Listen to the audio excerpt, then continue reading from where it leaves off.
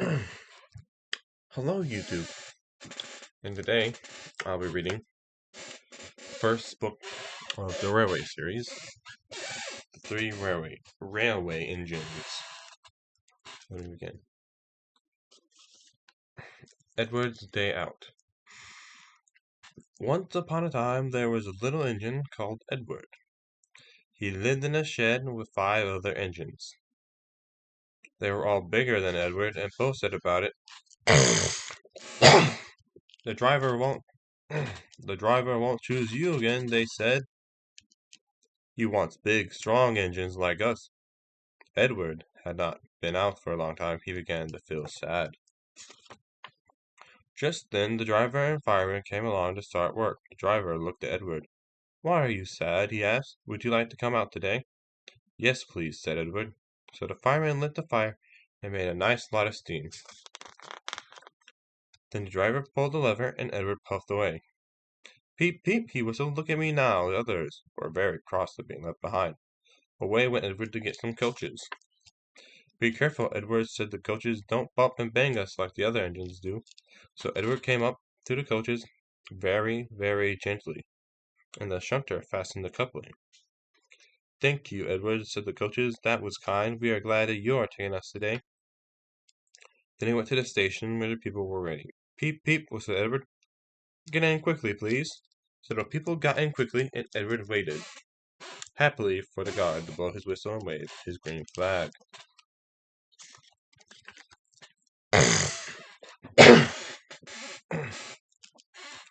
He waited and waited.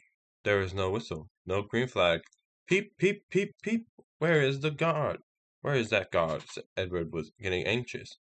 The driver and the fireman asked the station master, "Have you seen the guard?" "No," he said. They asked the porter, "Have you seen the guard?" "Yes, last night," said the porter. Edward began to get cross. "Are we ever going to get to start?" he said. Just then a little boy shouted, "Here he comes!" And there the guard was, running down the hill with flags in one hand and a sandwich in the other. He ran on to the platform, blew his whistle, and jumped into his van. Edward puffed off. He did have a happy day. All the children ran to wave as he went past, and he met old friends at all the stations. He worked so hard that the driver promised to take him out again next day. "I'm going out again," he told the other engines that night in the shed. "What do you think of that?" But he didn't hear what they thought, for he was so tired and happy that he fell asleep at once.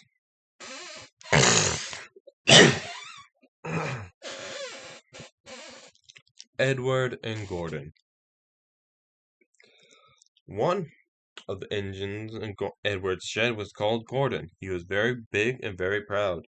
"You watch me this afternoon, little Edward," he boasted, "as I rush through with the express. That will be a splendid sight for you." Just then his driver pulled the lever. "Goodbye, little Edward," said Gordon, as he puffed away. "Look out for me this afternoon." Edward went off, too, to do some shunting. Edward liked shunting. It was fun playing with trucks. He would come up quietly and give them a pull. "Oh, oh, oh, oh!" screamed the trucks. "Whatever is happening?" Then he would stop, and the silly trucks would go bump into each other. "Oh, oh, oh, oh!" they cried. Edward pushed them until they were running nicely, and when they weren't expecting it, he would stop. One of them would be sure to run onto another line. Edward played till there were no more trucks. Then he stopped to rest. Presently he heard a whistle. Gordon came puffing along very slowly and very crossly. Instead of nice shining coaches, he was pulling a lot of very dirty coal trucks. "A goods train, a goods train, a goods train," he grumbled. "The shame of it, the shame of it, the shame of it!" He went slowly through, with the trucks clattering and banging behind him. Edward laughed and went to find some more trucks. Soon afterwards, Porter came and spoke to his driver. "Gordon can't get up the hill. Will you take Edward to push him, please?" They found Gordon halfway up the hill and very cross. His driver and fireman were talking to him severely. "You are not trying," they told him. "I can't do it," said Gordon. "The noisy trucks hold the engine back so. If there were coaches now, clean, sensible things, that came quietly, that would be different." Edward's driver came out. "We'd call him the push," he said. "No use at all," said Gordon. "You wait and see," said Edward's driver. They brought the train back to the bottom of the hill. Edward came up behind the brake van, ready to push. "Peep, peep, I'm ready." "Poop, poop, no good," grumbled Gordon. The guard blew his whistle, and they pulled and pushed as hard as they could. "I can't do it, I can't do it, I can't do it," puffed Gordon. "I will do it, I will do it, I will do it," puffed Edward. "I can't do it, I will do it, I will do it, I can't do it, I will do it, I can't do it, I will do it," they puffed together. Edward pushed and puffed and puffed and pushed as hard as ever he could, and almost before he realized it, Gordon found himself at the top of the hill. "I've done it, I've done it, I've done it," he said proudly, and forgot all about Edward pushing behind. He didn't wait to say thank you, but ran on so fast that he passed 2 stations before his driver could make him stop. Edward had pushed so hard that when he got to the top he was out of breath. Gordon ran on so fast that Edward was left behind.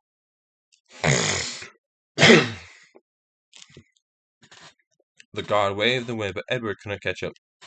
He ran on to the next station, and there the driver and fireman said they were very pleased with him. The fireman gave him a nice long drink of water, and the driver said, "I'll get out my paint tomorrow and give you a beautiful new coat of blue with red stripes. Then you'll be the smartest engine in the shed." The sad story of Henry. Once an engine attached to a train was afraid of a few drops of rain. It went into a tunnel and squeaked through its funnel and never came out again. The engine's name was Henry. His driver and his fireman argued with him, but he would not move. "The rain will spoil my lovely green paint and red stripes," he said. The guard blew his whistle till he had no more breath, and waved his flags to his arm deck, but Henry stayed until it blew steam at him. "I am not going to spoil my lovely green paint and red stripes for you," he said rudely. The passengers came out and argued too, but Henry would not move. A factory director who was on the train told the guard to get a rope. "We will pull you out," he said, but Henry only blew steam at him and made him wet. They hooked the rope on and all pulled except the factory director. "My doctor has forbidden me to pull," he said. They pulled and pulled and pulled, but still Henry stayed in the tunnel. Then they tried pushing from the other end. The factory director said, "1, 2, 3, push," but did not help. "My doctor has forbidden me to push," he said. They pushed and pushed and pushed, but still Henry stayed in the tunnel. At last another train came. The guard waved his red flag and stopped it. The 2 engine drivers, the 2 firemen, and the 2 guards went and argued with Henry. "Look, it has stopped raining," they said. Yes, but it will begin again soon," said Henry. "Then what will become of my green paint with red stripes then?"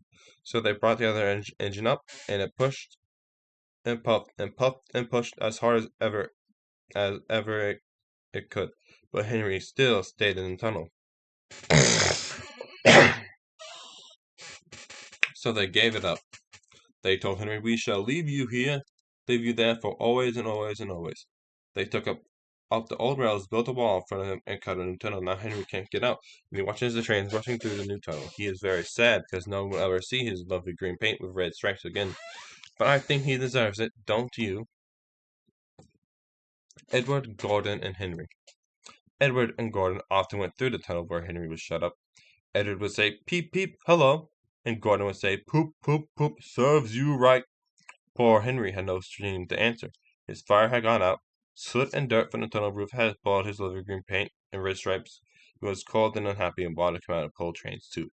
Gordon always pulled the express. He was proud of being the only engine strong enough to do it. There were many heavy coaches full of poor people like the factory director who had punished Henry. Gordon was seeing how fast he would go. "Hurry, hurry, hurry, hurry, hurry, hurry," he said. He panted. "Truckety truck, truckety truck, truckety truck," said the coaches. Gordon could see Henry's tunnel in front. In a minute, he thought, "I'll poop at Henry," and rushed through and out into the open again. Closer and closer he came. He was almost there when crack! Whee! He was in a cloud of steam and going slower and slower. His driver stopped the train. "What has happened to me? I feel so weak." "You burst your safety valve," said the driver. "You can't pull the train anymore." "Oh dear," said Gordon. "We were going so nicely too. Look at Henry laughing at me." Gordon made a face at Henry and blew smoke at him. Everybody got out and came to see Gordon. "Humph! said the fact director. I never liked these big engines. Always going wrong, sing for another engine at once. Well, the guard went to find one, and then come with Gordon and ran him on the side out of the way. The only engine left in the shed was Edward. I'll come and try, he said.